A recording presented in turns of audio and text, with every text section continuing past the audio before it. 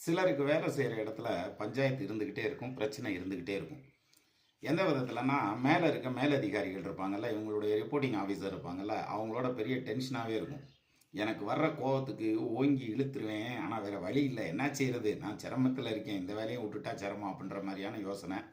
சிலர் வெளிநாட்டில் இருக்க, நமக்கு எதுக்கு ஊர் வம்பு, சத்தியம் சொல்கிறத செஞ்சுட்டு போயிடும்னு பல்ல கடிச்சிட்டு இழுத்துட்டு இருப்பாங்க.